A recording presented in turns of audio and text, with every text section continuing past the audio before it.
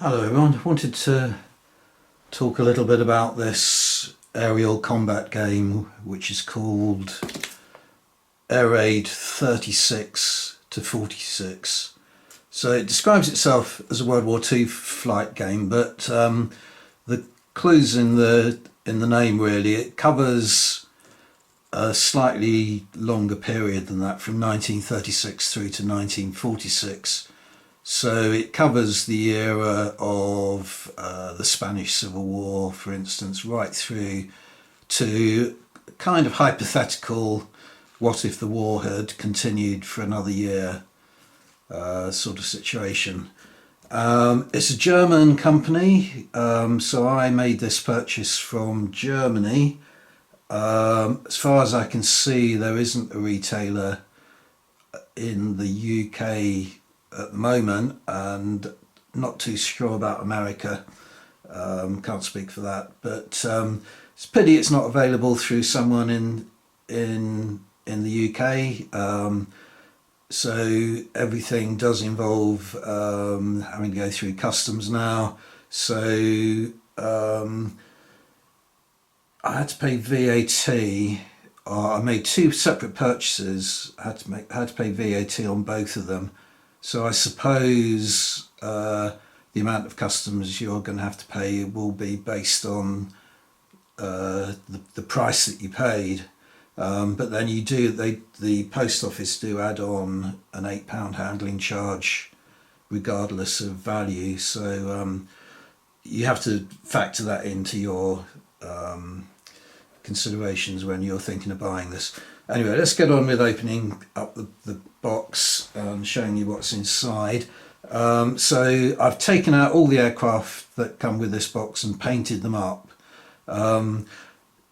which is the first thing I've got to say really. It's, as you can see, it's kind of a high quality product. The box is actually a really nice MDF box. Only problem with it though is that you can't store the models in it once you've painted them up, because when they're on the flight stands they're taller than the depth of the box. So I'm going to show you the aircraft in a minute or two.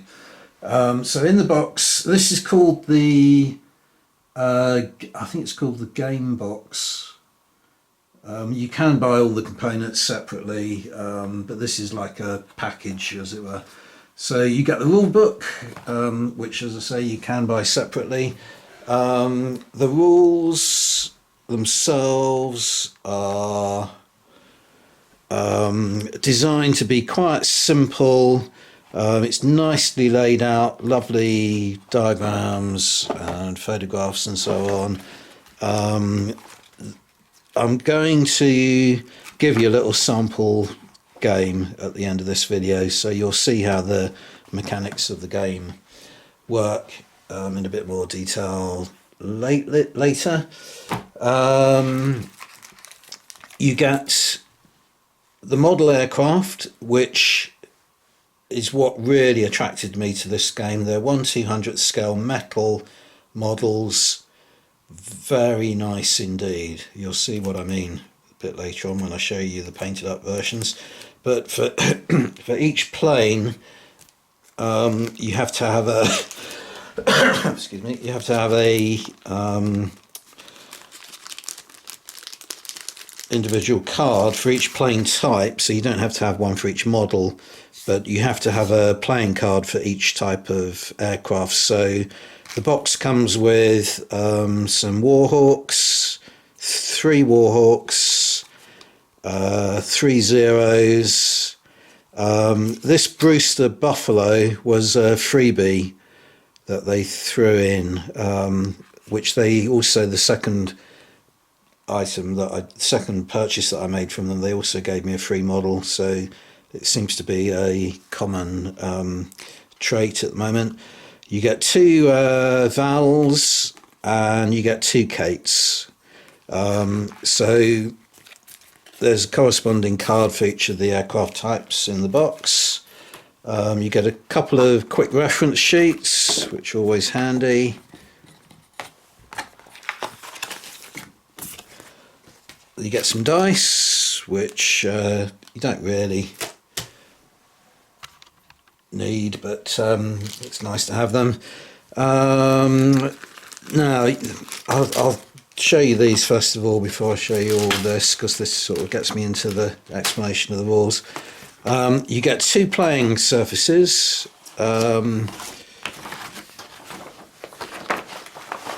What I would guess these are about 3 foot by 2.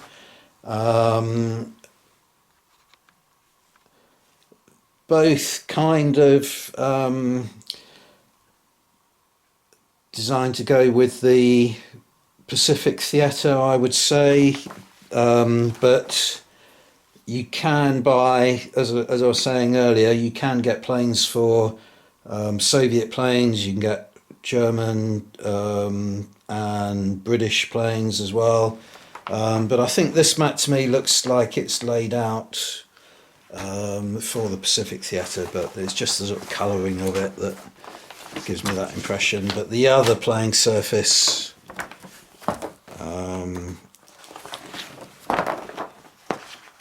is a C surface, and again the colouring of it is more, you know, it leans me more to believing that this is designed for the Pacific Theatre rather than could be the Mediterranean, I suppose, but certainly not. It's a little bit too turquoisey for the Atlantic.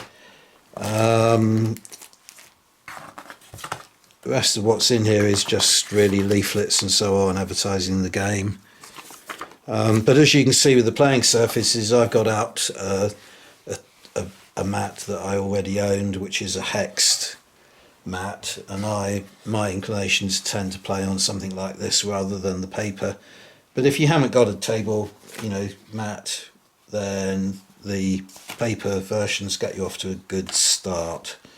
Now the tokens, everything else that it came with, are really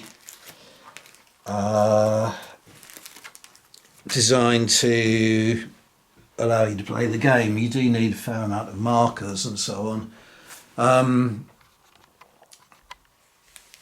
So the models, to my mind, are nice enough to buy in their own right, and if you've got a preferred set of rules, then you know that you can obviously play your preferred set of rules with those models. As I say, the models are what really attracted me to this game, and you know, I would buy, despite the expense of them coming from Germany, you know, I would buy and collect those models, I think, over anything that's available. I'm thinking mainly of, because they're 1/200 scale, of the Warlord Games Blood Red Skies collection. I'm going to show you a comparison later on. But these tokens you need specifically for the game. That's this is just a little bomb that came with one of the planes that chose the torpedo option. There's probably another one in there as well. Yeah, there we go. Okay, so you have markers that go on the flying stands to designate the quality of the pilot.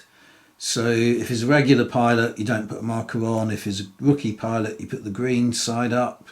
And if it's a veteran pilot, you put the purple side up. So that's what they are.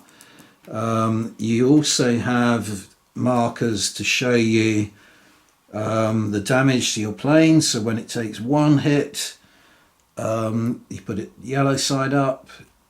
When it's taken a second hit, you put it red side up. If it takes a third hit, then it's destroyed. So you take the plane off the table. Some planes, like the Zero, can only take one hit. That's apparent on the cards. So you can see here with the Brewster Buffalo, it has statistics for no hits, it has statistics for one hit, but in this final column here, it's just taken off the table as destroyed. But other planes, like the, trying to find one now, the Warhawk, has a red column here, so you can still, it will still fly having taken 2 hits, but it goes off the table after 3 hits. So that's the idea of them. You have these really nice quality wooden tokens, which are really lovely. You know, they're sort of a step up from plastic tokens, but you know, it's still a token, so you still have to think about the aesthetics of the game and whether you like or you don't mind rules that require a lot of tokens. These little wooden ones, round wooden ones, are just to note when a particular model has been moved. So you put it down next to the model to show that the plane has been activated. So if you know, you can get away without using them if you've got a good memory. Obviously, the more planes involved in the game, the more likely you are to forget about when the model has been moved. Basically, the movement phase is divided up into sections, and you move a certain number of planes in each one of the sections. So once you've got quite a few planes on the table, it does get a little bit difficult to remember. So they probably are necessary. And these wooden hex tokens here are the thing that is probably the least satisfactory thing about the rules, I think, because altitude in aerial combat rules is quite an important element, and the games are simplified to the point where you only take altitude into account in the optional rules. So the basic rules, all the planes are flying at the same altitude. To me, I think that is probably oversimplifying the rules, and the problem is that you only have, in the optional rules, you only have the option of flying at a higher altitude.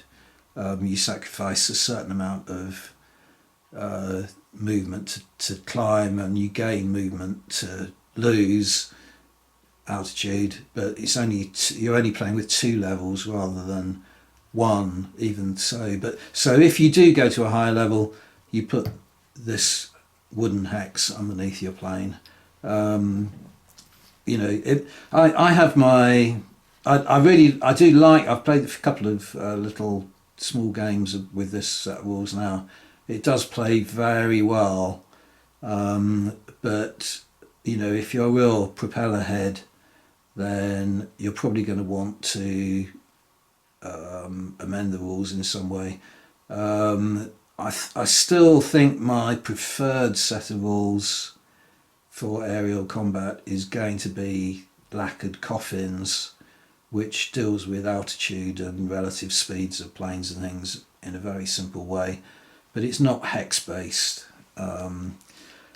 And I quite like hex-based games. I like Check Your Six. I'd say this is better than Check Your Six, because in Check Your Six you have to write your intended moves down.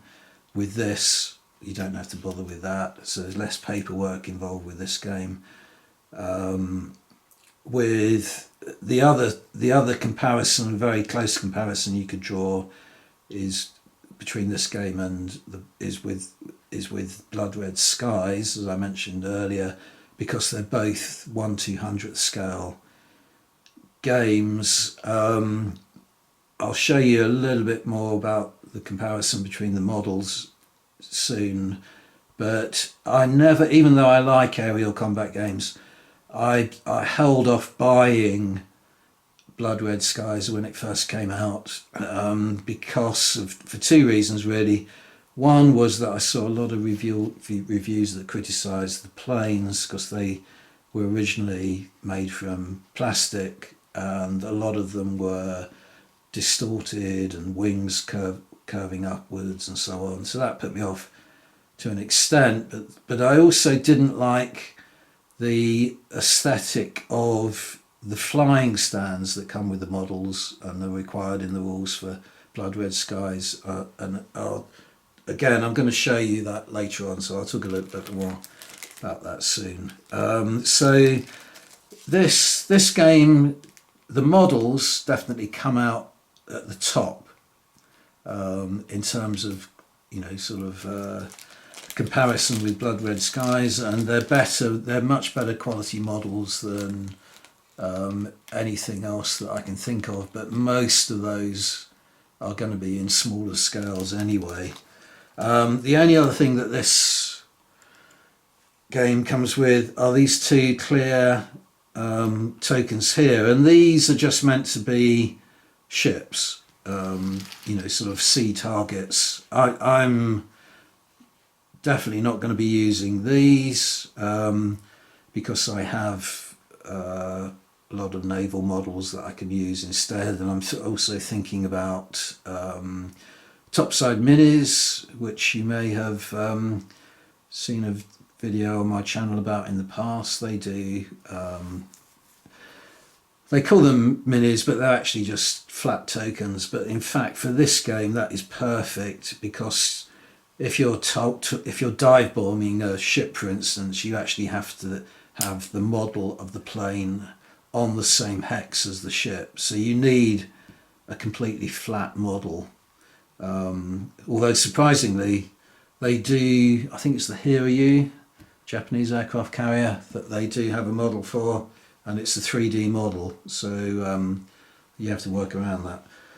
Okay, now let's get on to the most important bit, which is showing you the planes themselves. Okay, so if you're buying the game box, remember you can buy these planes in individual boxes. You will get a multiple number of planes, so I think if you buy the Curtiss Warhawk, which is what this one is, you'll get a box of 3 planes, but you'll have to check that on their website if you're not going to buy the game box. Okay, so I'm just going to move 2 of them out of the way and focus in on one of the models. Metal, as I said earlier, really nice. I don't really know what else to say about them. They paint up very well. I used colours from, excuse me a minute, I'll have to go and check that. Yeah, I used colours from Vallejo Air War. Maybe I'll talk about that a little bit more after I've shown you the planes, because I do want to talk about plane colours in general, expand the talk into references and reference material, that kind of thing. Yeah, what else was I going to say about the? Oh yeah, now the decals come from another German company, which is called. Here we go.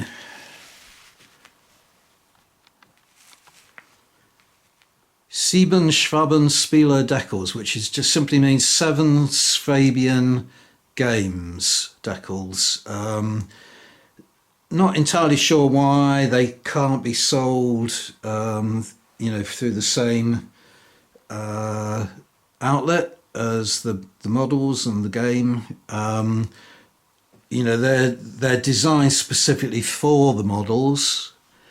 The good news is, though, that, you know, even though you're buying them from Germany, they just come through in a flat envelope, so it wasn't intercepted by customs, and I didn't have to pay VAT on the decals.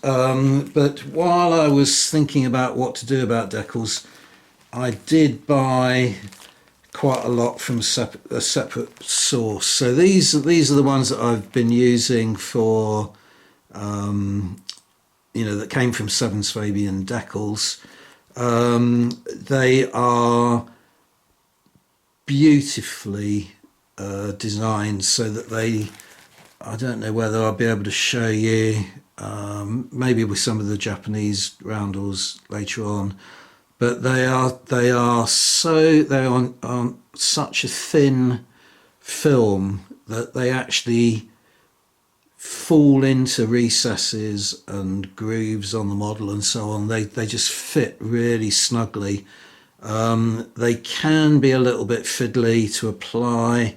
I tended to try and use a fine paintbrush to apply them, because they do sort of fold and wrap around. If that happens, then just drop them back into a little bit of water and they will tend to flatten out again, and then pick them up with the brush again and have another go. But yeah, they were delicate, put it that way, but the final result I was very pleased with. But I did, as I was about to say, I did investigate some other sources. So obviously Warlord do decals for their models. I found it a little bit confusing that they have these sort of sheets that you can buy, but they're not for all. They're only for certain types of aircraft. If you want to get decals for a particular aircraft, like say a Kate or a Val or something like that, you would actually have to buy the model of the plane, as far as I can see. And then when you do that, again, this is something I'm going to show you later. When you do that, the decals that come with the model are very generic. They haven't got all this detailed striping to show you which particular aircraft carrier, for instance, the plane was attached to, or the serial numbers. They're just the roundels and not much else. I also bought some decals from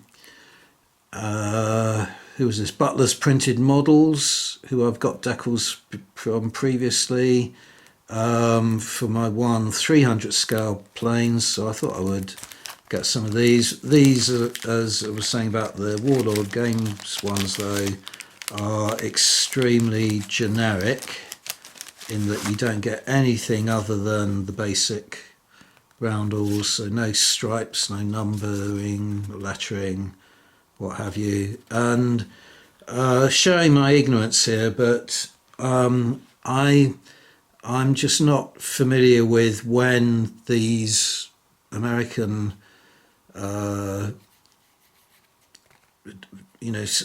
roundels when you should put these ones that have the crossbar on them, as opposed to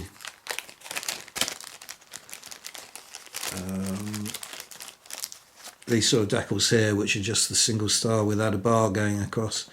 Not entirely sure about that. I do think I understand. My assumption is that the roundels that have the red centre, I'm not going to be able to find one now.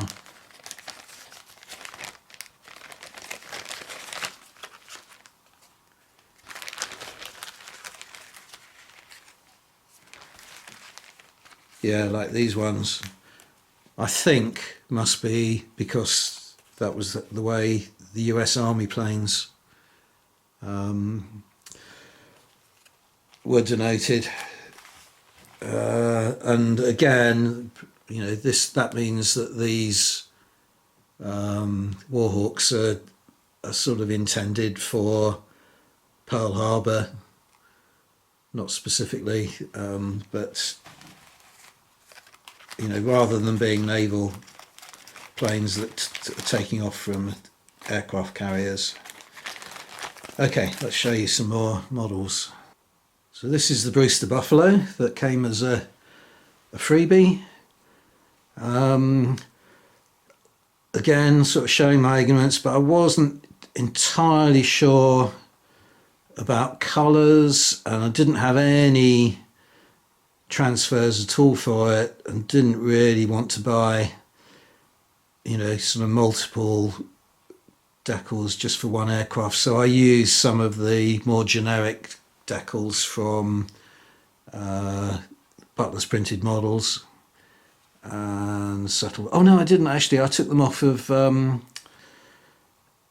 some of the Warlord ones that I'd purchased that I was experimenting. Yeah, apologies for that. So I took them off of. I just used the Star roundel, but they came off of Warlord Games for the Douglas Dauntless from the USS Enterprise.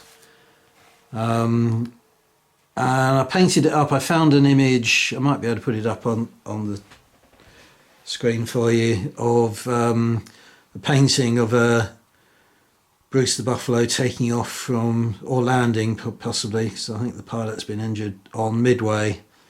So I decided to paint it up as close to the colours in that painting as I could find. Yeah, so that's that.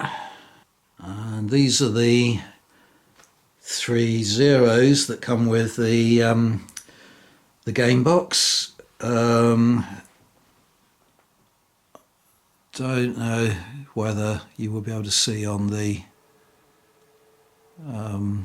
camera, so I don't think it will focus adequately. But as I was saying, the roundels just sort of fit so snugly to the surface that they do sink into the recesses and so on. Really lovely.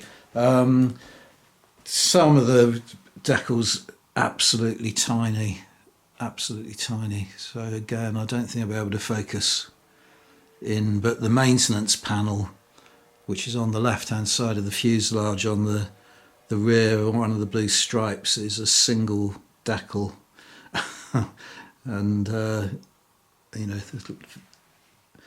you have to have a lot of patience to actually get it in exactly the place you want, but you get there eventually. This gets me onto another thing though, that the decals, the more decals you put on, the more specific you are making the plane. So something like that Bruce the Buffalo, that's just very generic. That could be, you know, from virtually anywhere. But with the Japanese planes in particular, the colours of the bands around them and so on are going to, and the lettering, the numbering, is all going to make it very specific where this particular zero came from, which aircraft carrier it flew off and so on. I can't remember offhand which aircraft carrier this is, but you don't get, some of the Swabian games don't do decals for every aircraft carrier and so on, so you are beginning to get a bit limited. It's only going to matter to the real, you know, sort of rivet counters, you know, that they're going to say, oh, that carrier didn't operate, you know, at a certain place at a certain time, whatever. But for Pearl Harbor and for Midway, you know, you're going to be fine with these planes, but you're not going to necessarily be able to represent zeros that took off from the Kaga if these are planes that are allocated to the Hiryu, for instance. But it's no big deal. The flying stands I should have mentioned with the other ones as well. In the rule book and a lot of the images you see, the flying stands are entirely transparent, but with these, everything that I've purchased has come with these opaque vertical parts to the flying stand. You get used to it. I would have preferred transparent personally, and they are a very tight fit into the base and can break when you try and push them in, so you have to be a little bit careful with that. I've found that one side of the hex actually has a wider aperture than maybe the other, so just experiment a little bit about which way you push them in. Okay, get some more planes out to show you. These are the 2 valves.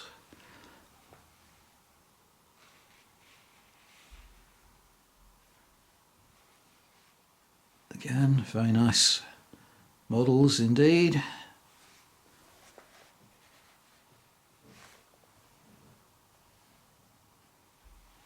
and finally to Kate's. Now, with the torpedo planes, I'm going to show you another torpedo plane in a moment. I find this solution that they've come up to about how to accommodate the torpedo and the flying stand together not terribly satisfactory. In the case of this particular plane, there's a sort of niche or a notch, I think there's a proper better term for it, that allows you to sort of wrap the torpedo around the centrally placed pin of the flying stand, but it still means that the torpedo is offset, it's not in the midline of the plane. And also I had to sort of chip away a little bit at the flying stand to get it to even be that close to the center line. It was actually a lot further off to the right, unless you cut a notch out of the flying stand as well. So not terribly impressed with that. The torpedo is separate. I think I showed you the bomb earlier, didn't I, that it had a bomb option as well. But that is not, aesthetically, it's not terribly pleasing. From a distance, it looks as though the torpedo's in the midline. So slight criticisms, no, not really big issue with me, but maybe, why isn't there a way of moulding a model that just has a torpedo attached to the plane with a hole going through so the flying stand actually breaks the torpedo in two? I think that would look more realistic. I'm going to come back to that later when I show you some other planes anyway. So as I said, that was my first purchase. I was so impressed with the models that I decided I wanted to buy more models and get a few other bits and pieces as well. So I'll show you this now, the contents of the second parcel that was delivered. Right, so I made a further purchase, as I say. I bought 4 different plane types, so there's a varying number of planes.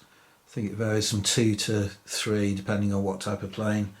In these boxes I've painted one of them, contents of one box up so far, the Devastator, it's this one here. The other 3 I can show you, I'll give you an example of what you get in the box. So as with the other contents that I showed you, I purchased as well, they sent me a freebie, which was a fairy Fulmer. So they've jumped to a different theatre of war now. This is more of a British RAF plane, but nonetheless of less use to me, because all of my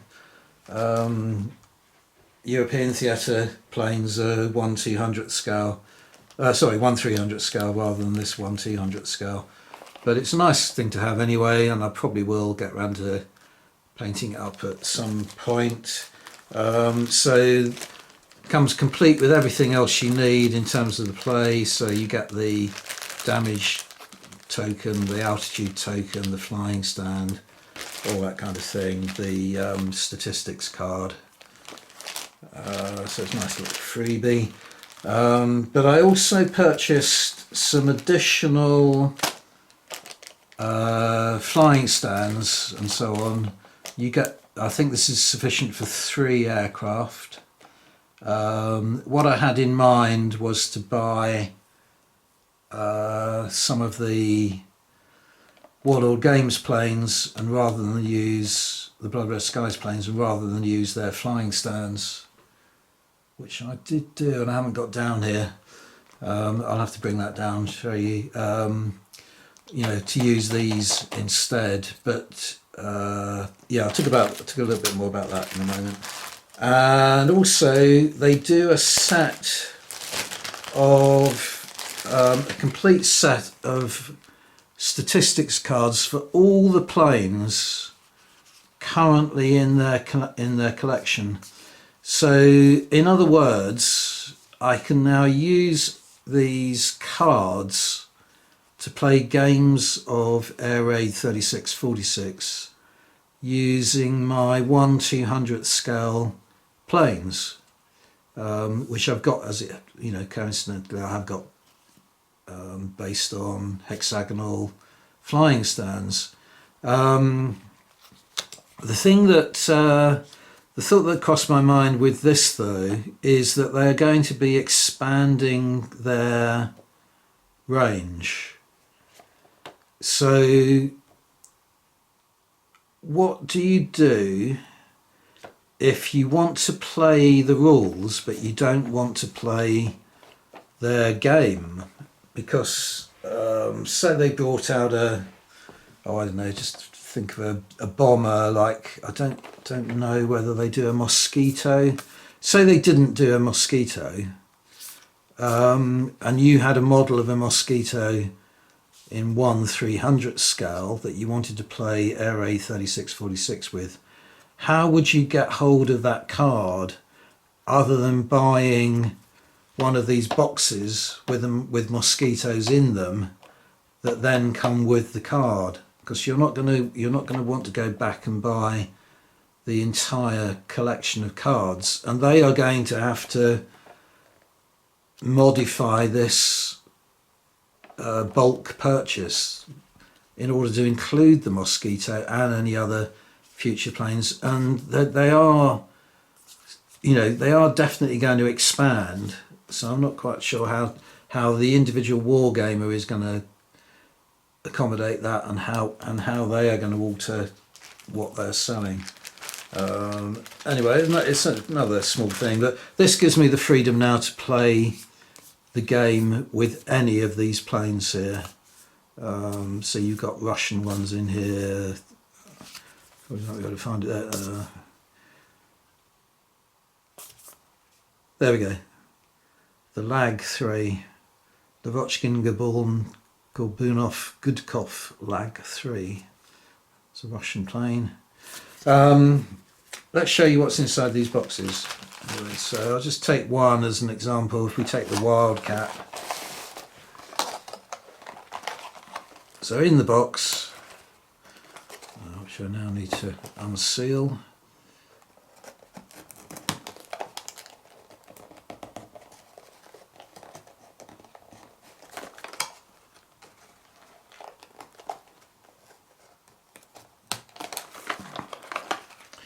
In the box you get the card with the statistics on, which I now will already have a duplicate copy of that in there, but that's not a problem. You get 3 models, I believe. Yeah, 3 models with the smaller fighters. The light bombers tend to be just 2 models, and you get all of the things that you need to play the game as before. So the pilot quality, the altitude markers, the activated tokens, the damage markers, everything you need. And the planes are beautiful. So as I said, I won't open all the other boxes, but I have already opened and painted up the Devastator. So I'll show you those two. Here are the 2 Devastators that I painted up. Again, I've used 7 Swabian Games decals on them. So this is the torpedo bomber, and you can see, or maybe you can, I hope you can. You can see here they've come up with a slightly different solution to how to get around the torpedo and the flying stand both needing to be in the midline. What they've done with this one, the torpedo is still a separate piece, but it's got this very intrusive ring that fits over the flying stand. So again, not entirely sure that that is the ideal solution. So at this point, it'd probably be a good point to show you the comparison with the Blood Red Skies planes. Okay, so I've only just purchased these two boxes from Warlord Games. As I said, Blood Red Skies didn't really appeal to me, even though I am very fond of aerial combat games. Never really jumped in onto the Blood Red Skies wagon because, well, a number of reasons. One is that I do tend to be a little bit cautious with Warlord Games now. Some of them I really enjoy, things like Black Powder, but others, I enjoyed Cruel Seas, but it was very faulty. There were lots of problems with the rule book, hadn't been proofread whatsoever, lots of problems with the rules. But Cruel Seas is a good game. But Blood Red Skies, I was wary about jumping on too quickly onto that game, and thought I'd leave it, and the longer I left it, the less inclined I was to get into it. But I was also not very happy with the idea that of these flying bases. So they're quite elaborate and nicely designed, but basically you have the plane at one angle if it's got the advantage, so it looks like it's climbing maybe or diving.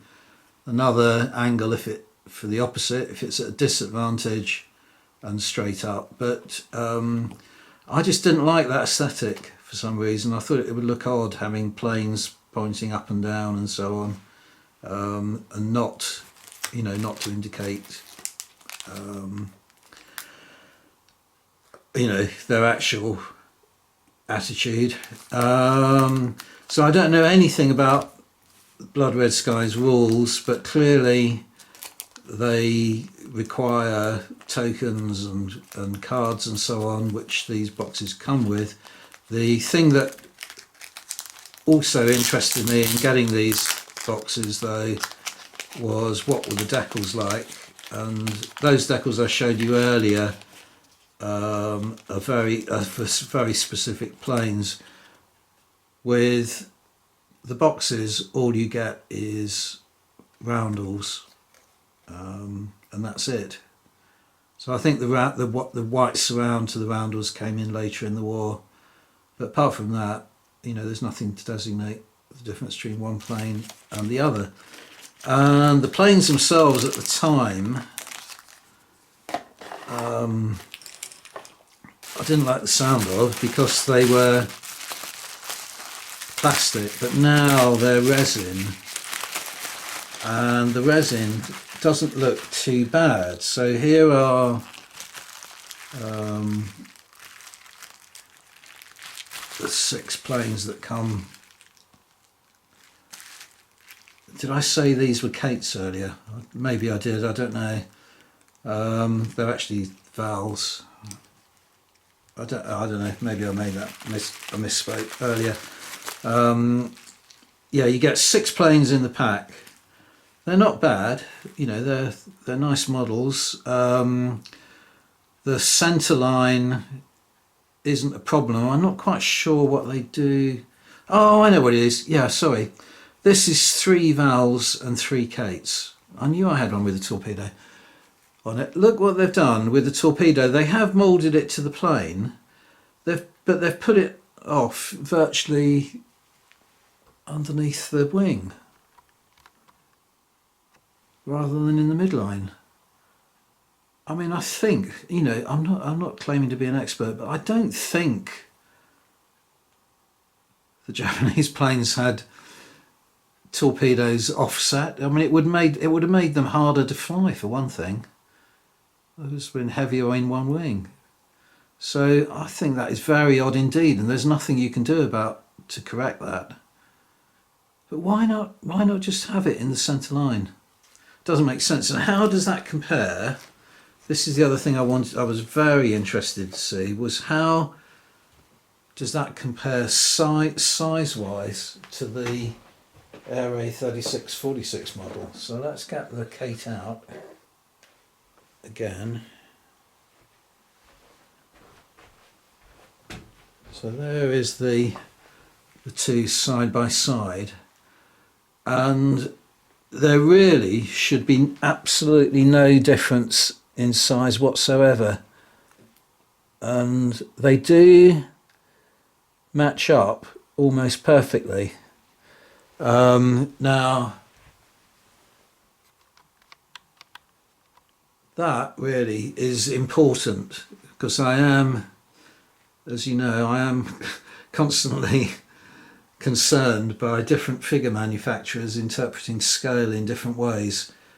If this plane would have had a certain wingspan, and 1/200th of that wingspan will therefore be a specific length. So if they were different, then one or other of these two companies is misinterpreting their definition of scale.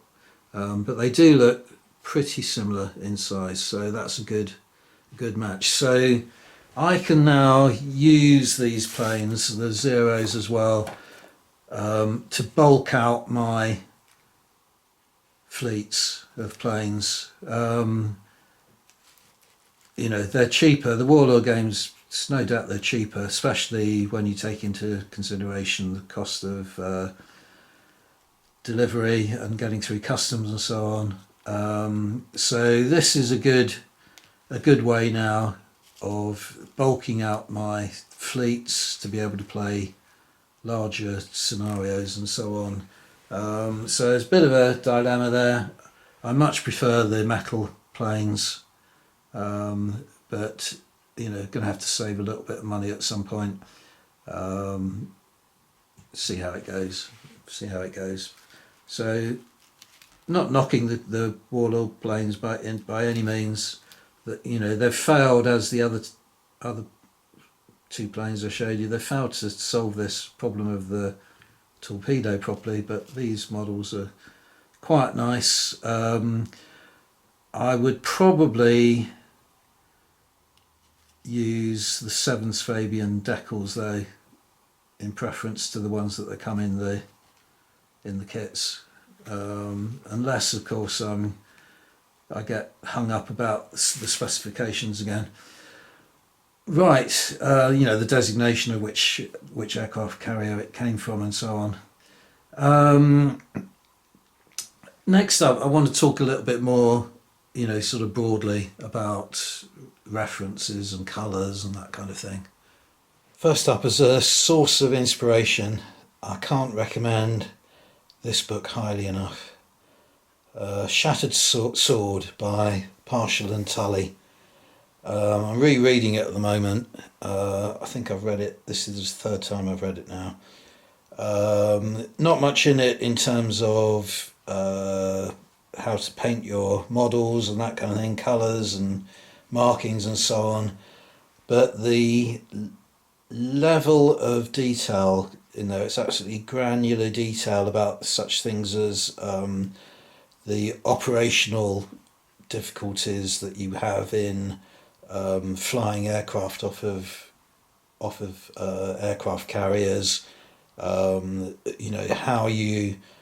where and how you arm them, the order in which the planes can take off, the difficulties planes had in taking off from aircraft carriers that were slightly older and slightly underpowered, because the shorter decks made it important that you got a good wind speed, relative wind speed right from the start, so the carrier would have to point into the wind but also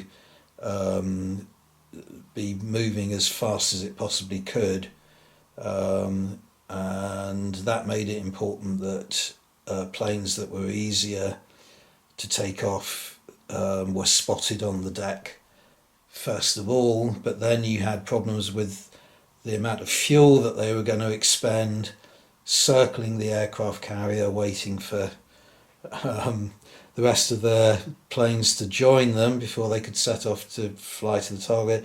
All kinds of things, you know, that's just one small example. Goes into so much detail about how to, you know, how the aircraft were parked in the hangars, and it's just absolutely amazing book. But as I say, nothing helpful in the way of the colours and what have you. So another book I had in my library already was this wonderful book here, Japanese Naval Aces and Fighter Units in World War II.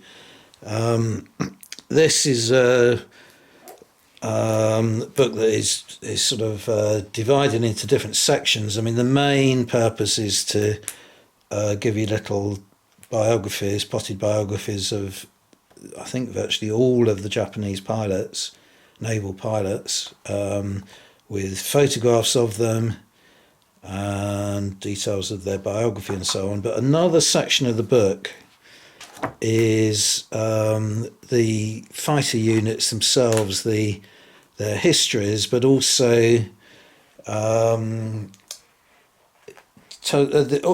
histories of the fighter units, but also their organisations and so on.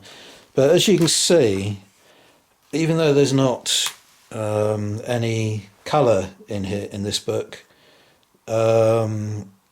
it does give you a lot of detail on how on the numbers, on the positioning of the markings and so on the colours of the aircraft, and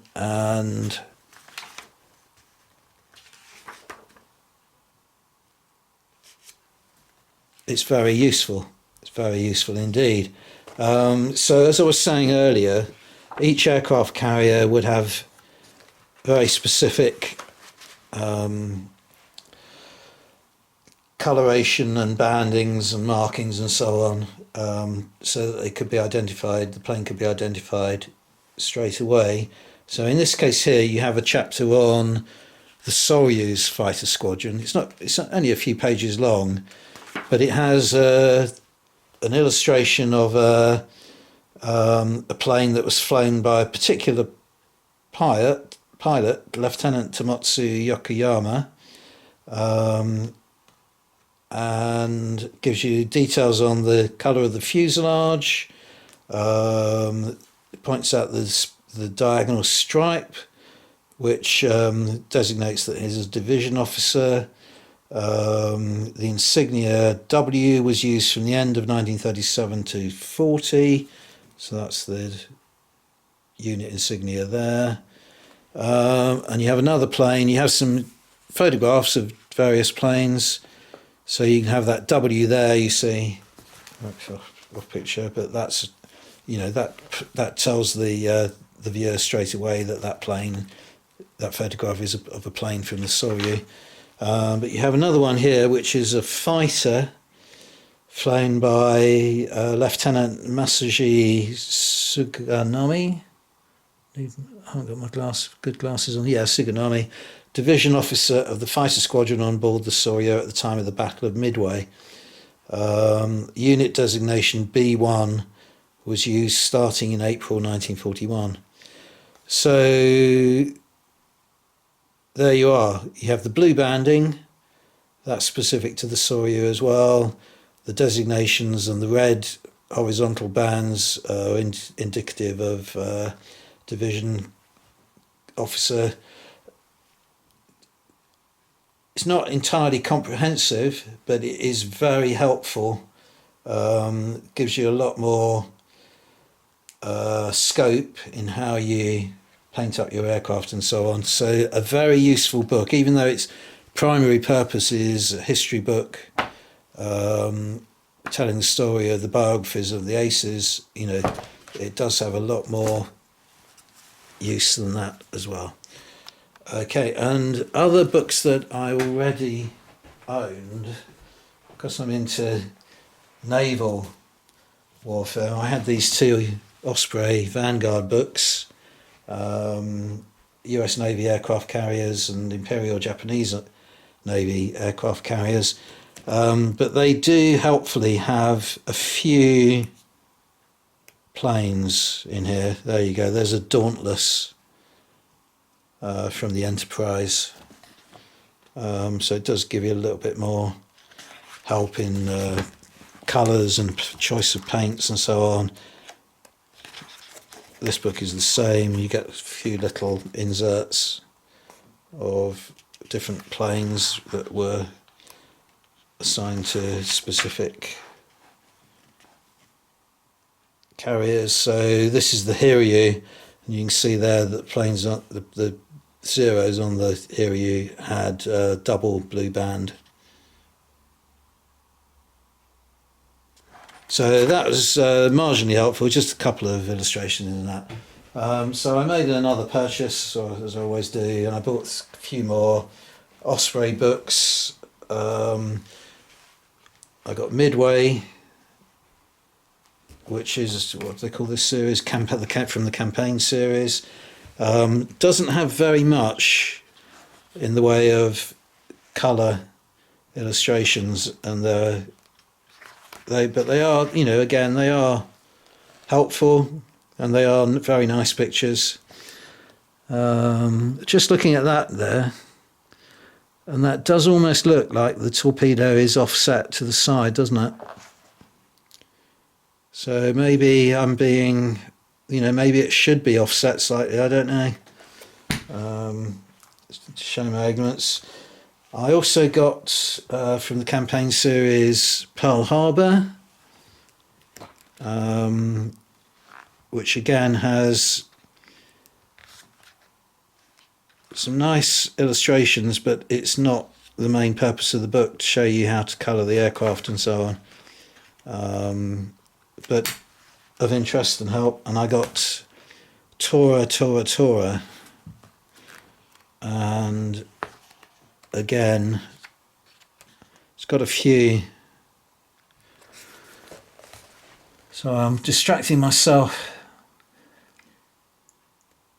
To me, that mounting, what do they call them? The thing that holds the torpedo in place, looks to me to be in the centre line.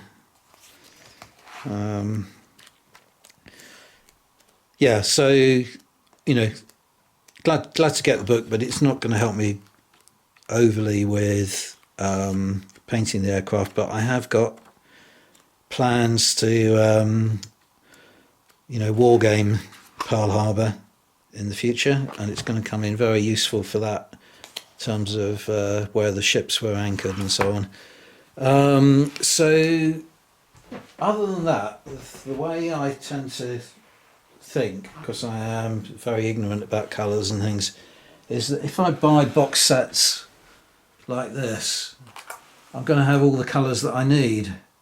And so I got these ones from Vallejo Air War. I got sort of Japanese, Imperial Japanese Navy colours, US Army Air Corps colours, which I needed for the Warhawks, and then the US Navy and US Marine Corps colours, which I will need for most of the other American planes. Still found it wasn't terribly, you would think you'd buy the paint and it would be obvious which paints to apply, but all you get really is this blurb on the back here, on the top here rather. It's not overly specific about when you should use one colour and when another, and you do have these very nice illustrations on the back, but again they don't actually tell you the dates of when these planes were, where they're depicted, the time, the date when they're depicted. So I've tended to go for this sort of lighter blue grey colour rather than the darker blue, which I would have assumed. That was my preconception about how all these planes were coloured, because The American planes with colour. Because if you remember back in that Midway book, there's a nice picture of a American plane dive bombing a Japanese carrier, and that to me looks a darker blue than the grey of that. So I was full of self-doubt and things, and in the end just plumped for the colour that seemed the most appropriate. So I'm not trying to give you any advice or anything on painting, it's just talking really more about the issues that might arise with you as they did with me. That is everything apart from showing you the gameplay. So let's just put some planes on the table and give you a little bit of gameplay. Okay, I'm going to play out this scenario from the back of the rulebook here, which is titled The Attack on Port Darwin, February the 19th, 1942. So as far as I can see, it's based on an actual historical event. Well, certainly the attack on Port Darwin's clearly a historical event, but this particular dogfight does seem to have taken place, although I can't find the Japanese pilot in that textbook that I was showing you earlier. I'm not quite sure why he should be missing from that. But essentially, a single Japanese plane, Zero, approached Port Darwin from the north rather than from the south, and it was intercepted by a flight of 5 American Warhawks, and the Zero pilot, Yoshikazu Nakahama, managed to shoot down 2 of the planes and drive off the flight leader, and was then left. There was a dogfight went on between 2 of the P-40s and the single Zero fighter. So this is 2 against 1, basically. In the setup, it gives both the Japanese and American pilots pilot skill of regular, but the special rules for the scenario include the optional rule of exchange of fire depending on pilot skill. Now, that rule only applies if the pilot skills are dissimilar. So I'm assuming that this is a mistake and that the Japanese pilot should be a veteran. So I'm going to make him a veteran.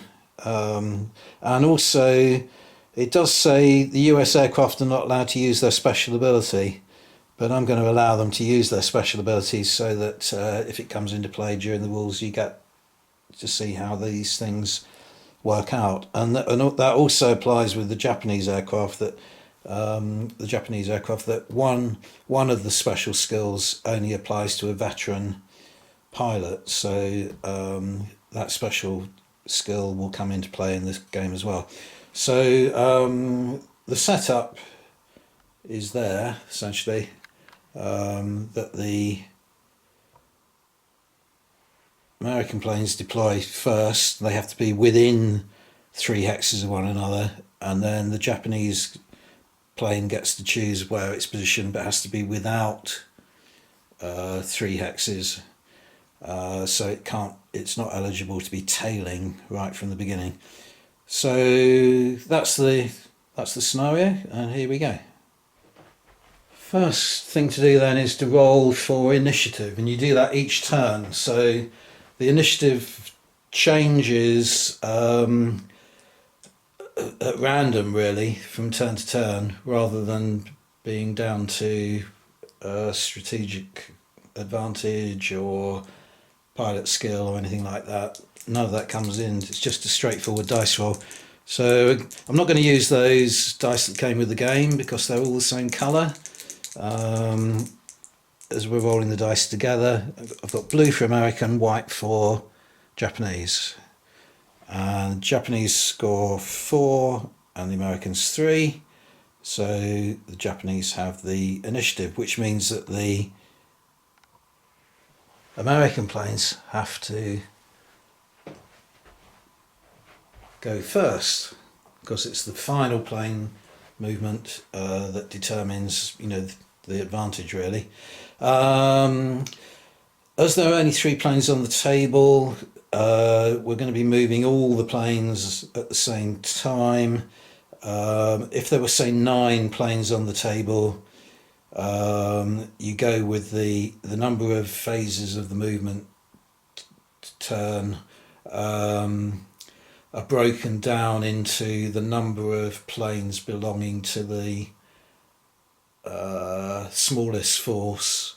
So say there were 3 planes on one side, 6 on the other, there would be 3 segments to the movement phase, and you always have to move a diminishing number of, you move alternately, but you always have to move a diminishing number of planes from higher to lower, obviously.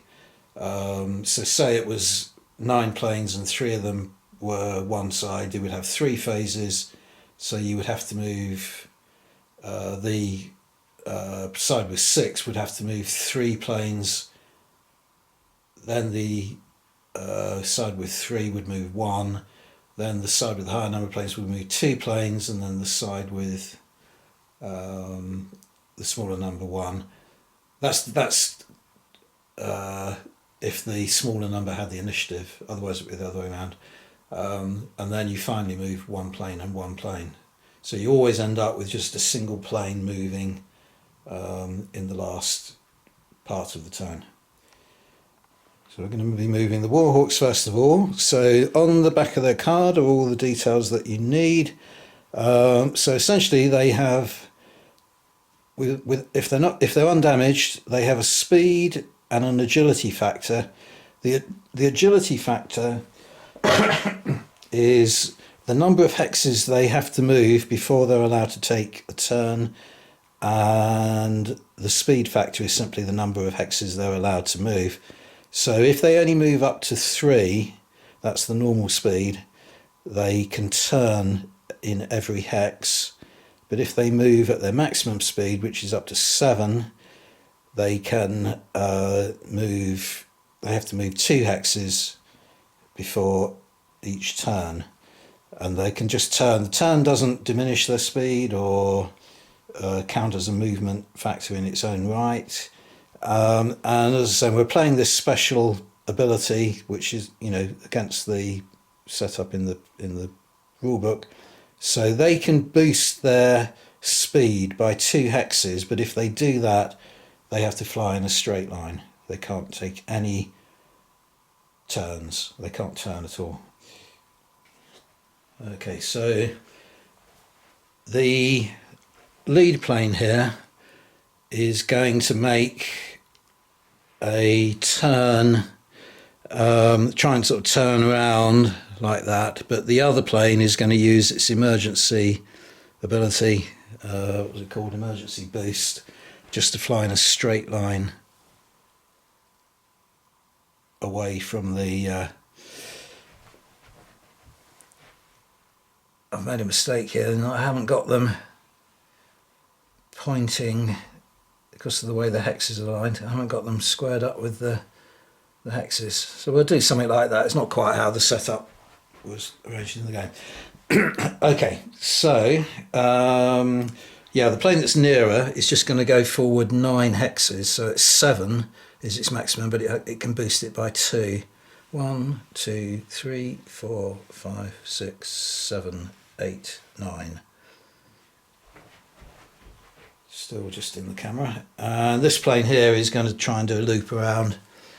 It's less, it has a lower speed than the 0, so it's at a disadvantage. But so you can go into 1 square, and then because it's got an agility of 1, it can immediately turn. Then it can go into a 2nd square, do the same again, and then a 3rd square and do the same again. So it ends up there. And then the Japanese plane can move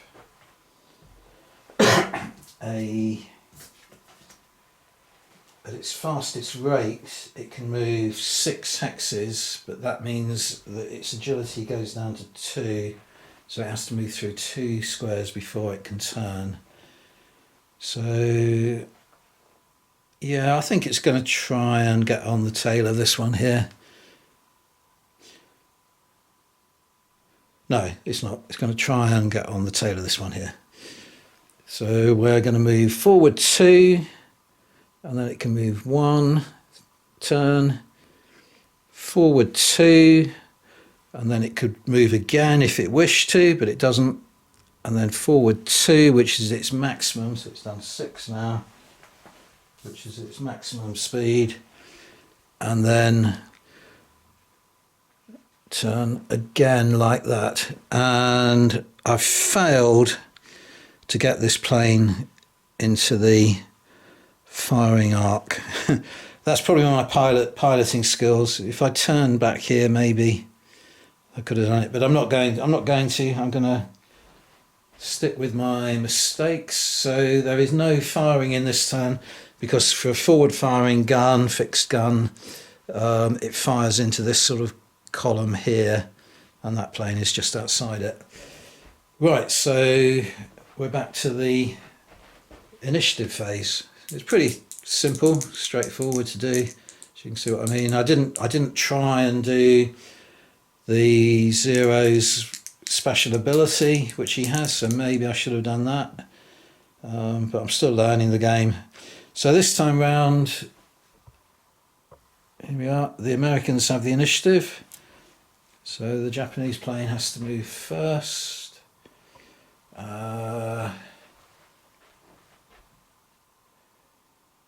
So I think he is better off trying to turn to the right, to starboard, which will mean this plane has to make a tighter turn and is following this plane here. Okay, so he's just going to go at normal speed now, which makes him more agile. So he can move up to 4 hexes and turn in each of those 4 hexes. So 1, turn, 2, turn, 3, 4. And we're going to leave it like that. And then the American planes can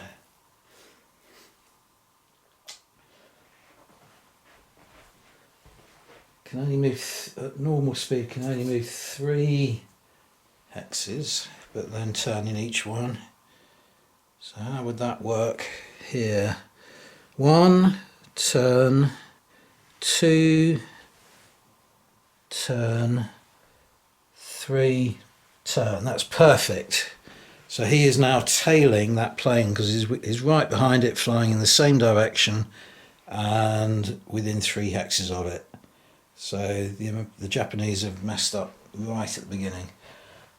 This plane is just going to turn around as best it can. So 1, turn, 2, turn, 3, turn, and that is now, see that? Yep, that is now heading straight on, head on towards the plane, Japanese plane.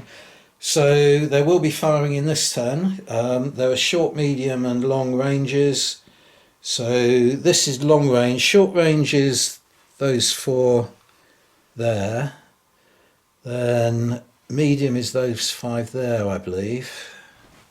Just have to check that again.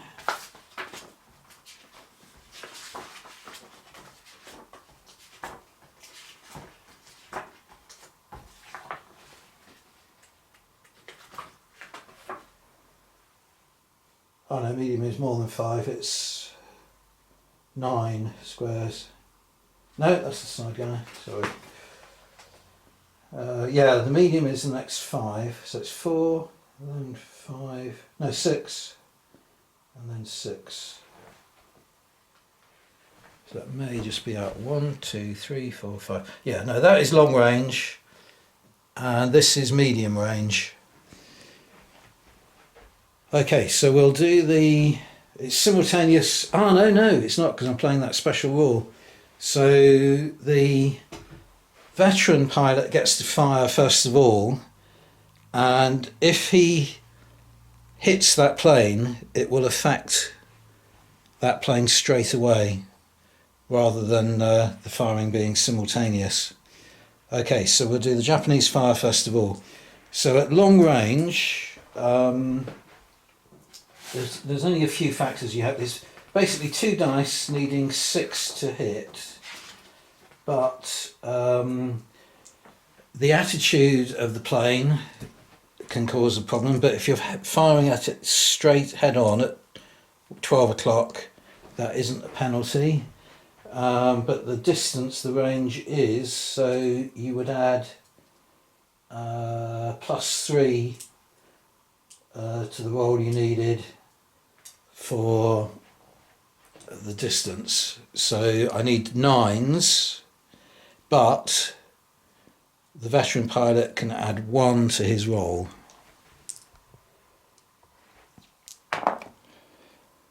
Which is lucky because he's got an 8 there, so it's a 9, so it's a hit. Now he is hitting currently his firepower is valued at C. So there is a table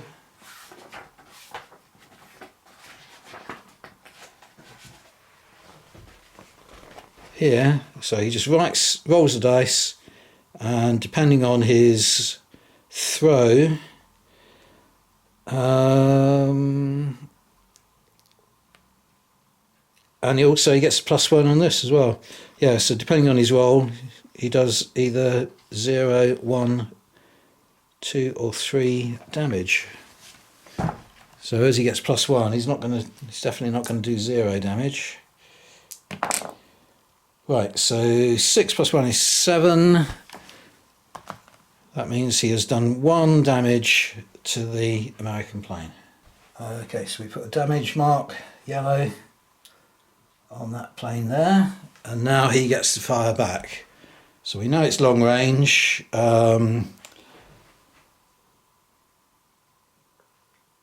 Doesn't affect his firepower at the moment, but that's not an issue. So so he would need basic 6 +3 for being long range and nothing else, so he needs 9 and doesn't get any modifier to the dice roll.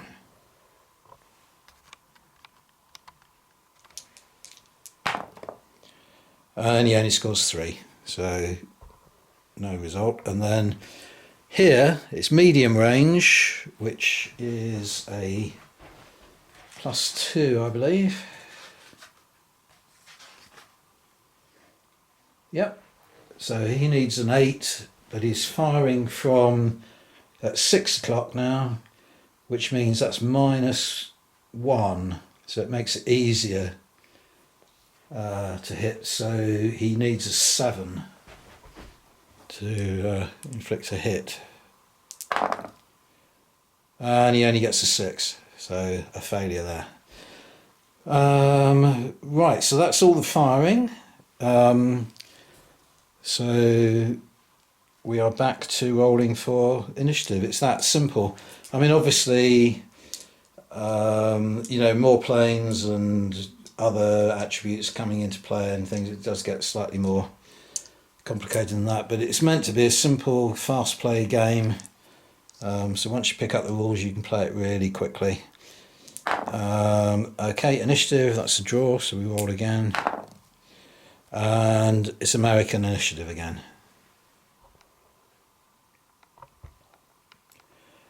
So the Japanese have to go first. I'm just thinking about maybe this is the right moment to start using his special ability. So as a veteran, he's got a tight turn bonus anyway as a Japanese plane. That might come in handy. And he's got the ability of Hinari Komi, which is like an elaborate scissors movement. So what to do.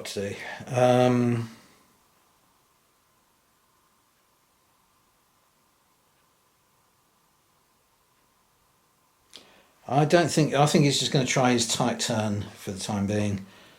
So just check I've got this right. Tight turn bonus. If this aircraft attempts to perform the special manoeuvre tight turn. Oh right, no, so that's not it. Oh yeah, it is. Yeah. Special manoeuvre tight turn. It gets a bonus of 1 or 2 for its 2d6 dice roll.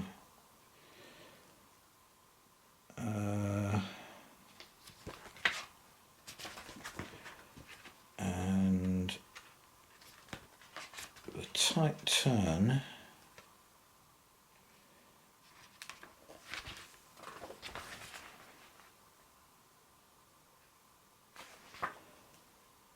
Tight turn is an extremely narrow horizontal turn. This manoeuvre can only be performed by the fighter class.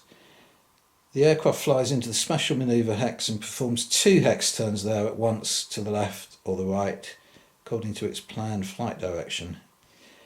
If it fails, it flies into the special manoeuvre hex and performs only 1 hex turn, according to its planned flight direction. Okay, so here we go then. So it can make 1 special manoeuvre per turn.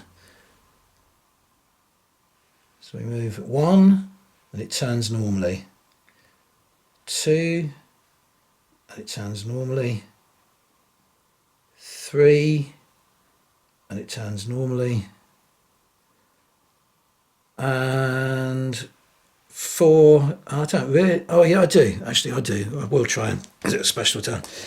Okay, so we have to roll 2 dice.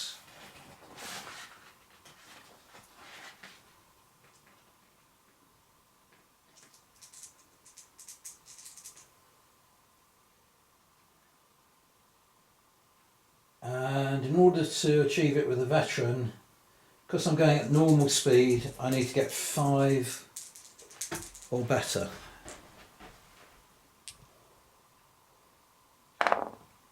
I don't. Oh, hang on.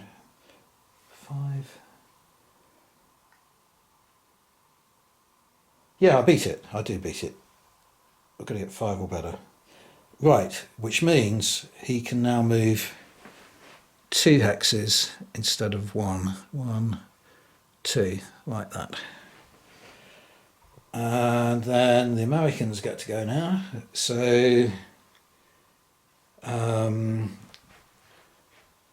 this chap is going to go 1 turn, 2, 3, and then turn the other way. So he's now got a bead on the plane. And this one is going to go 1 turn, 2, 3, turn. So once again, the Americans can fire at the Japanese, but this time the Japanese can't return fire. So let's take this one here first of all then. So it's medium range this time, which is +2. So I need 8 to hit, and then we're firing at the worst possible angle. Sort of 10 o'clock and 2 o'clock angle is the worst. So that will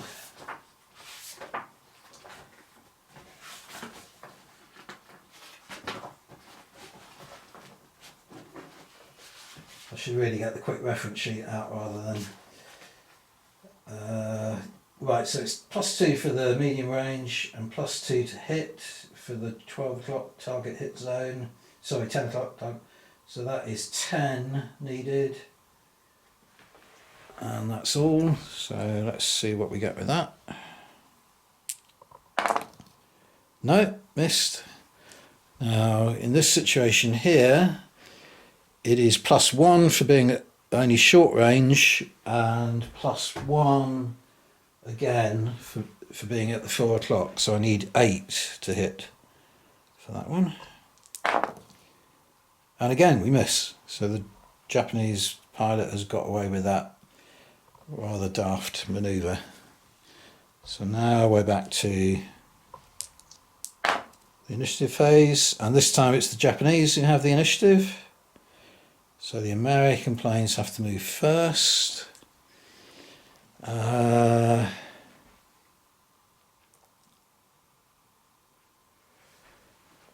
think this American plane will go 1, 2, turn, 3, turn, like that.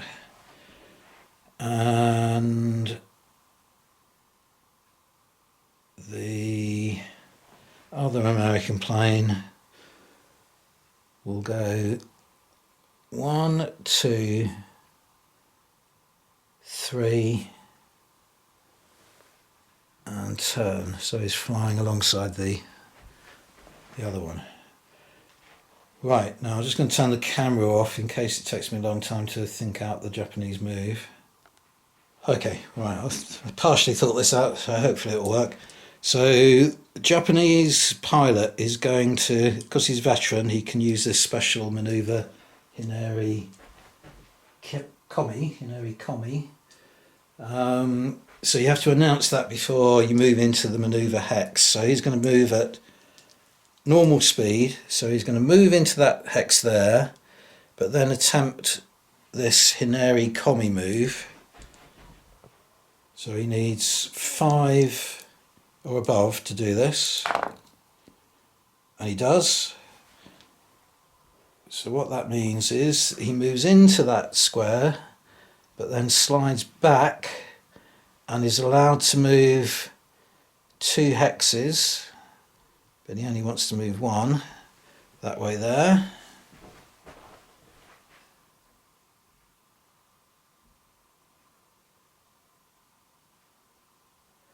Oh yeah, no, sorry, it wasn't 2 hexes, it was only 1. Right, so that is his special manoeuvre for this turn, but he's still allowed another 3 hexes movement. So he's going to go 1 and then turn normally and then stop there. So he's on right on the tail of that other plane. Yeah, so we've done all that. Okay, so this time it's only the Japanese aircraft that's able to fire. Short range means +1, so needing 7s, and firing from the tail is -1, so needing 6, and he gets +1 to the dice roll, I believe.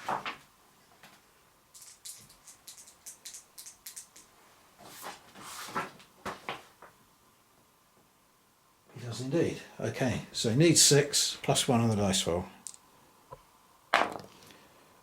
6 + 1 is 7, so he's hit, and then he's firing with firepower C, and again +1 to the dice roll, so he's rolled 4, +1 is 5, that means he inflicts 1 damage on that same plane that's already damaged. So we turn that token over to red.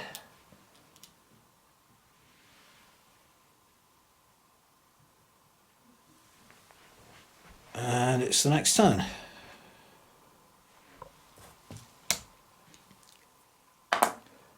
Initiative goes to the Japanese again. So now the Curtiss Warhawk is P40 is a little bit more reduced in terms of its speed and its firepower, basically.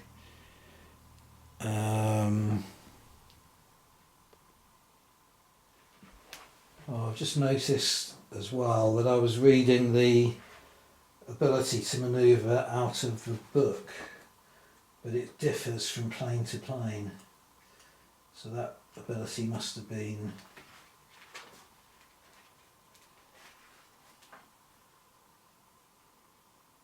Yeah, that ability must have been for a specific type of example that they were giving in the book. So I think I rolled sufficiently anyway, but it wasn't 5 that he needed to roll, it was 6.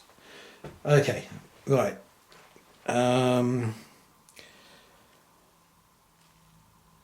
So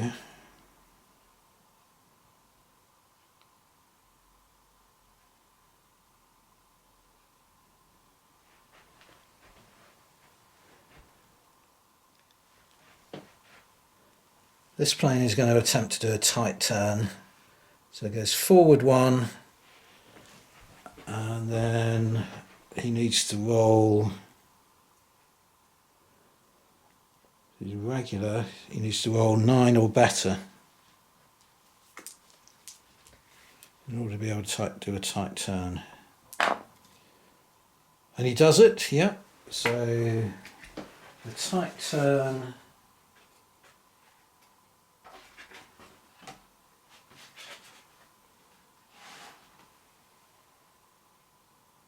allows him to move 2 hexes.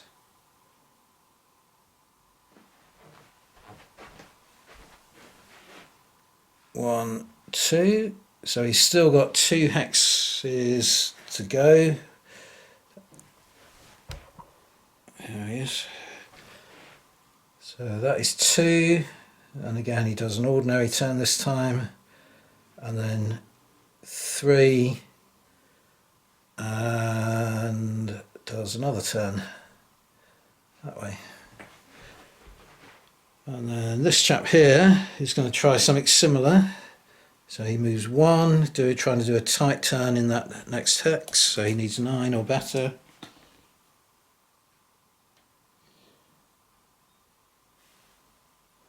Yeah, sorry, I was talking rubbish. That other guy did need 5 because he was undamaged. This chap is undamaged, so in order to do a tight turn he needs 8 or better. No, he fails. So if you fail, you just do a single turn in this particular case. So that's 1, 2, turn, 3, turn. That's how it ends up. And then the Japanese plane has yet to move, I believe. Yep.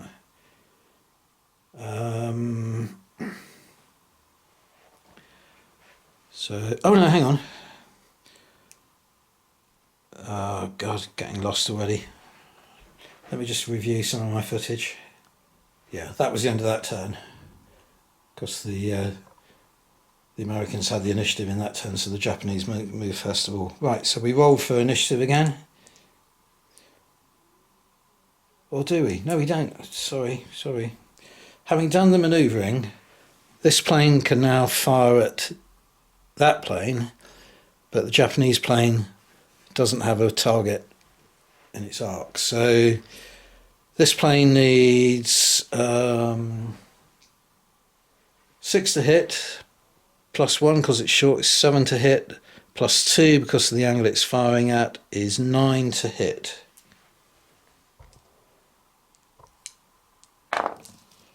And he only gets a 5. I rolled with the wrong colour dice, but we're going to call that a roll of 5. Now we're back to the initiative phase. And the Japanese win it that time. So again, I'm just going to switch the camera off while I think what to do. Right, so the American pilot is going to move 1, 2, then try to do a tight turn in that hex there. So because he is damaged now, it gets harder for him to make these special manoeuvres. So he needs a 9 or better to do this manoeuvre.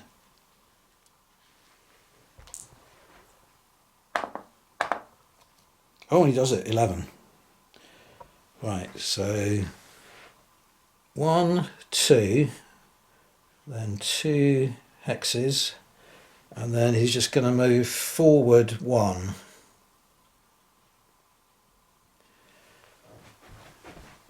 And then the other pilot is going to go 1, turn, 2, 3, and then turn once. So he's facing that way. And then the Japanese get to move. And he's left with very little option except to fly across the path of this one here. So I don't think it would bother with any special manoeuvring. It's just going to go 1, turn, 2, turn, 3, turn, 4, turn, like that. So now he can fire at this plane here, but neither of the Americans can fire at him. So he starts needing 6 to hit, 7 because it's short range, and 8 because he's firing at 8 o'clock, and then he gets +1 on his dice roll, so he needs 8. No, doesn't do it. Okay. Initiative. This time it's the Americans.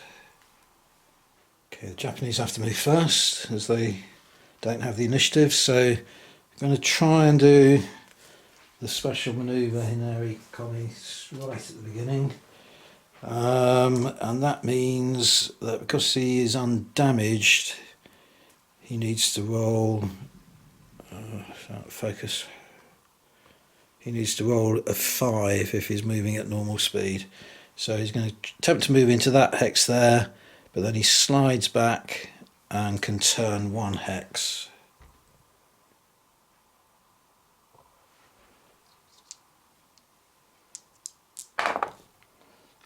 Yep, so he can do that. So he moves forward, then back, and then turns. And he doesn't have to move any more than that, so he's going to leave it at that. Because he moved 1 hex. It looks as though he's remained stationary, but that is the outcome of his special manoeuvre, and he only has to move 1 hex in order to have moved. So he's really throttled back as well. Okay, then the other 2.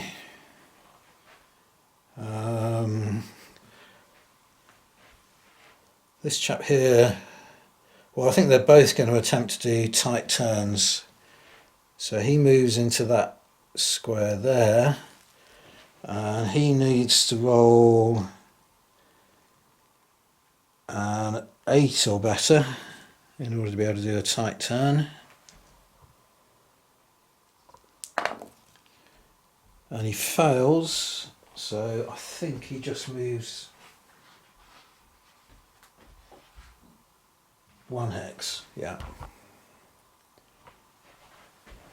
So there's 1 move, 1 turn, and then he can turn regularly now. So 1 move, 1 turn, 1 move, 1 turn.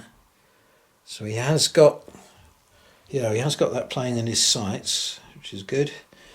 Okay, and then the other plane is going to try and do the same as well.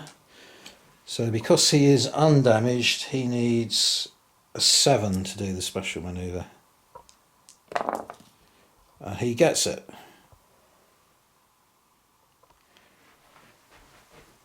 So 1 move, 2 turns, and I think 1 move and 1 turn, and stop at that. So both American planes can shoot at the Japanese, and the Japanese can shoot at the one coming straight at it. So again, because we're playing that optional rule, the Japanese get to fire first of all. So they get +1 to their dice roll. Needs 6 as a base, 0 because he's firing at 12 o'clock, and short range +1, so he needs 7s, but he can add +1 to his dice roll because he's veteran. Yep, so he gets a hit, and it's not simultaneous because of the special rule, so he rolls 3 plus 1, sorry, 4 plus 1 is 5.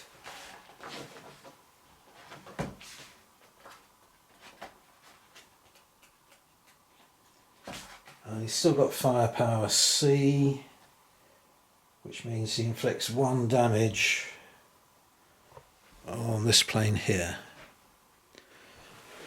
Right, so we put a yellow marker on there to show he's got 1 damage, and then that plane will fire back.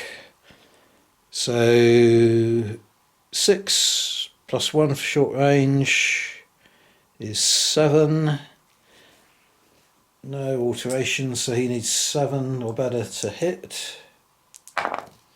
No, fails totally. And the other plane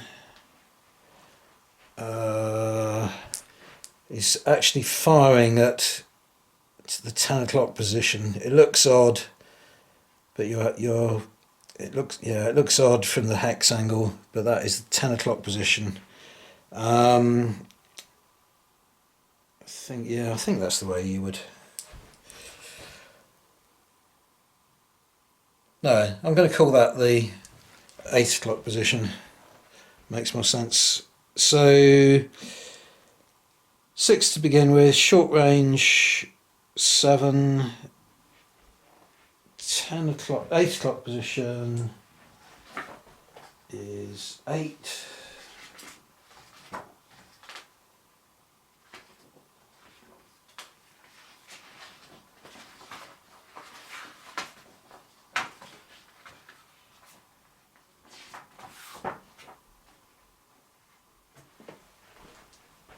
Everything. I think I might go and get a quick reference sheet rather than having all these delays.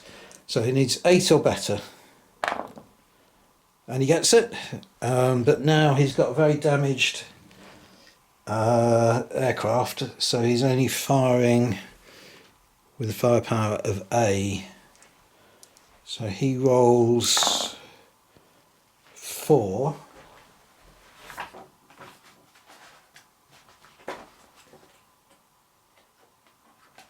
And with the firepower of A, that is nothing. That is no hit, so he doesn't inflict any damage. Okay, right, on to the next move, but I'm just going to get a quick reference sheet before I carry on. Okay, so hopefully there won't be so many delays while we're flipping through the rule book. It's a very simple set of rules. I'm making it seem a lot harder than it actually is. Okay, priority phase, initiative phase, won by the Americans this time. Okay, so the Japanese pilot is going to move 1, 2, and then attempt a tight turn. So he's got a tight turn bonus of +1, and he needs to roll a 5. Yep, so he gets it with 8 even without the +1 bonus. So he's moved 2 hexes so far. That means he can turn 2, 1, 2, and then he's going to move 1, 2, and then just turn normally like that. Okay, and then this damaged Curtis here, at slower speed, still retains its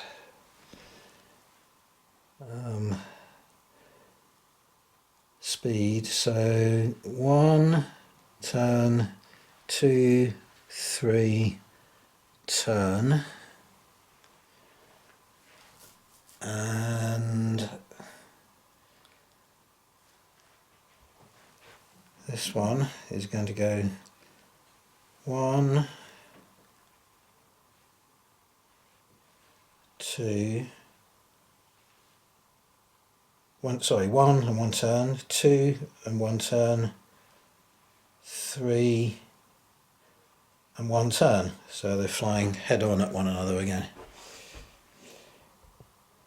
Okay, so Japanese gets to fire first. So short range, no penalty because coming from 12 o'clock. So it's 6 plus 1 for the short range is 7, and he gets plus 1 to his dice roll. So that's lucky because he only rolled 6, so he gets the hit. 7, so he does 7 plus 1 is 8 points of damage with a C class firepower. Is 1 damage, and that's not simultaneous, where it's unlikely in a normal game because we're playing that special rule. So this one goes from yellow to red. Then he gets to fire back, so he also needs 7, but no modifier to the dice roll, and he doesn't get it. So the Japanese pilot is coming out on top in this encounter. Okay, so that's the end of firing, so back to initiative again. And 2 2s, we roll again. 2 5s, so we roll again. Japanese has it. Okay, I might be wrong, but I don't think I am, but I don't think the emergency boost is a special manoeuvre, so this pilot doesn't have to roll to see if he can apply an emergency boost. So his normal maximum speed now that he's got damage is 5, which means if he doesn't manoeuvre in any way he can move forward 7 hexes. 1 2 3 4 5 6 7. Okay, and this one here is just going to move 1, turn, 2, turn, 3, turn again, I guess. Go that way. And then the Japanese pilot is going to do that Hinari Komi again, I think. So he's going to move into this square here, attempt the elaborate scissors manoeuvre back. So he requires 5 to do that.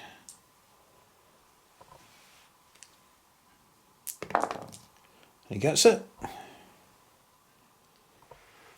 So he moves forward, slides back, can turn 1, and then he moves forward 1, turns 1, forward 1, turns 1, and he's got a 4th movement, so forward again, and mess that up. Can only turn 1, so hasn't got a shot on anything, so there's no firing this turn. As you get used to the game, your skills actually flying and manoeuvring the aircraft will improve as well, I suppose, but I didn't do that very well. The initiative phase, Japanese have it again. So the 2 American planes I think are just going to not attempt any special manoeuvres or anything. Yeah, actually, this one here is going to try and do a tight turn. They're both trying to do tight turns. Okay, so he moves forward 1, tries to do a tight turn, for which he requires a 9. Doesn't get it. So I think in that case he only moves 1 square, and then 2 moves 1, 3 moves 1, and then that one there, he's going to go forward, attempt to do a tight turn, so he needs a 9 as well. gets it. So you can move 1, 2, and then 3, and move.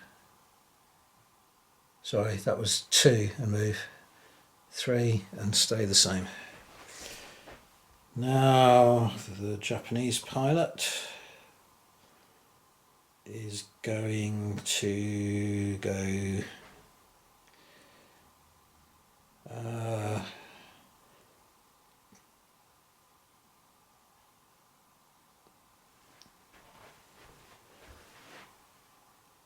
1, try and do a tight turn. So he needs a 5. Yep. So that was his first move, tight turn, 1, 2, 2, 3, turn, 4, turn. 1, 2, 3, 4, 5, 6. So he's just out of long range of that plane there. So he can fire at that plane without any retaliation. So short range takes him up to 7 required.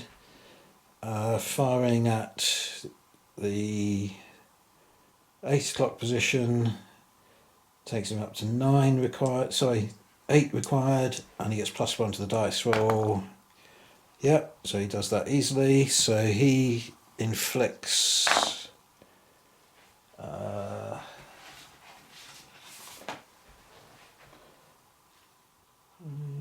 1 point of damage, but that is sufficient to destroy that aircraft. So first blood to the Japanese.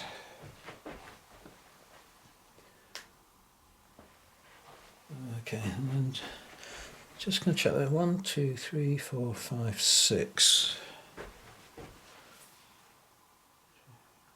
Yeah, it's just out of range. Okay, initiative phase again. So hopefully, apart from all my dithering, I'm showing you that it does play quite speedily. It is a quick play kind of game. Japanese have initiative again. So this plane is just going to do its 1, 2, 3, 4, 5, 6, 7 emergency boost. Move. And then he's going to attempt to tight turn again, so he needed 5 to do that. 6, yeah, just done it. So first spot can turn twice. So that's just 1 hex move so far, so he's still got 3 more to go. 2, turn, 3, turn. And he's right on the tail of that plane and doesn't have to move the 4th one if he doesn't want to. So he then fires at... what's he need? Oh, he's certainly got it, whatever it is. So he needed 6 minus 1 because he's on the tail, is 5. Short range back to 6. And +1 to the dice roll, so he's definitely got it. So how much damage does he inflict? 5, 6, 7. So 1 damage point. So same again, hits that plane and destroys it. So complete and total victory for the Japanese.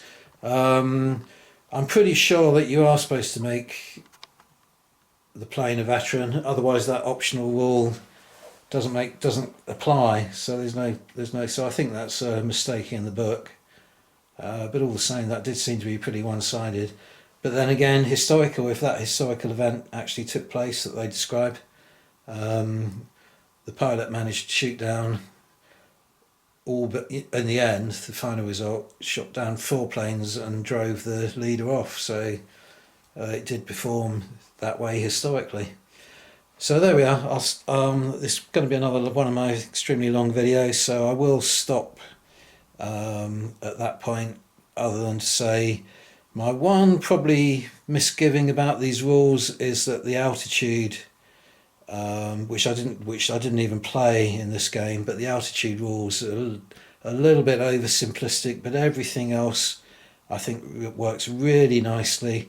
It's very easy to see the status of your plane from the tokens, which are very well executed tokens, nicely turned out, nice, detail on them, very good quality product.